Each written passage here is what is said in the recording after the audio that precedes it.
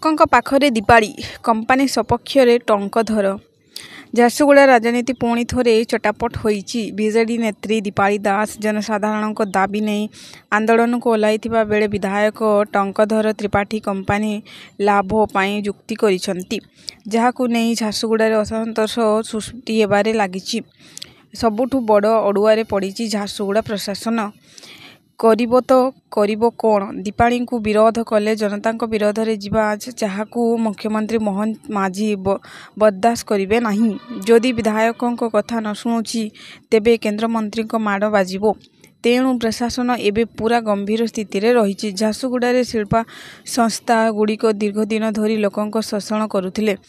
ଜମି ନେଇ ପାଉଣା ଦେଇ ନଥିଲେ, ସ୍ଥାନୀୟ ଲୋକଙ୍କୁ ନିଯୁକ୍ତି ଦେଉନଥିଲେ। ବର୍ଷ ବର୍ଷରୁ ଏହା ଚାଲି ଆସିଥିଲେ ମଧ୍ୟ ବର୍ତ୍ତମାନ ପୂର୍ବତନ ସ୍ୱାସ୍ଥ୍ୟମନ୍ତ୍ରୀ ସ୍ୱର୍ଗତ ନବକିଶୋର ଦାସ ଏବଂ ପୂର୍ବତନ ବିଧାୟକ ଦୀପାଳି ଦାସ ଏହାର ସମାଧାନ କରିପାରି ନଥିଲେ।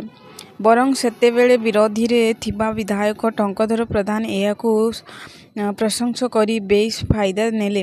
ଦୀପାଳି ଲୋକଙ୍କ ସମସ୍ୟାଠୁ ଦୂରେଇ କମ୍ପାନୀ ଓ ନିଜ ବେପାର ଫାଇଦା ଦେଖୁଥିବା ଚର୍ଚ୍ଚା ହେଉଥିଲା। ଟଙ୍କଧର ବି ଅଭିଯୋଗ ରଖୁଥିଲେ, ଦୀପାଳି ହାରିଗଲେ।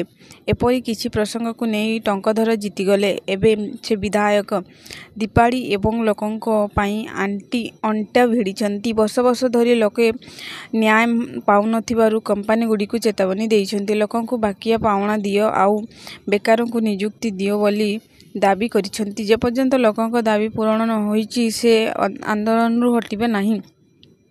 କାରଖାନା ଗେଟ୍ରେ ତାଲା ମାରିଦେବେ ବୋଲି କହିଛନ୍ତି। ଝାରସୁଗୁଡ଼ା ଲୋକଙ୍କ ପାଇଁ ଦୀପାଳିଙ୍କ ଏହି ଆଭିମୁଖ୍ୟ ଏବେ ଚର୍ଚ୍ଚାର ବିଷୟ ହୋଇଛି। କେତେକ ତ ଲଙ୍କାରେ ହରିଶବ୍ଦ ବୋଲି କହୁଛନ୍ତି। ଦୀପାଳି ଲୋକଙ୍କ ପାଇଁ ଲଢ଼େଇକୁ ଓହ୍ଲାଇଥିବା ବେଳେ ଲୋକଙ୍କ ସ୍ୱାର୍ଥ କଥା କହି କ୍ଷମତାକୁ ଆସିଥିବା ଟଙ୍କଧର କିନ୍ତୁ ପୂରା ଓଲଟି ଯାଇଛନ୍ତି। ଏବେ ଆନ୍ଦୋଳନ ଦ୍ୱାରା କମ୍ପାନୀ କ୍ଷତି ହେଉଛି, ଉତ୍ପାଦନ ହାନି ହେବାରୁ ରାଜ୍ୟ ସରକାରଙ୍କ ରାଜସ୍ୱ ହାନି ହେଉଥିବା ଦର୍ଶାଉଛନ୍ତି, ଯାହାକୁ ଅନେକ ପସନ୍ଦ କରୁନାହାନ୍ତି। ଏଭଳି ସ୍ଥିତିରେ ଝାରସୁଗୁଡ଼ା ରାଜନୀତି ସରଗରମ ହେବା ସହ ପ୍ରଶାସନିକ ବାବୁମାନେ ଏବେ ଅଡ଼ୁଆରେ ପଡ଼ିଛନ୍ତି। ଦେଖାଯାଉଛି ଶିଳ୍ପ ସଂସ୍ଥାକୁ ନେଇ କାହାର ପକ୍ଷ ଭାରି ପଡ଼ୁଛି ଓ କିଏ ପଛକୁ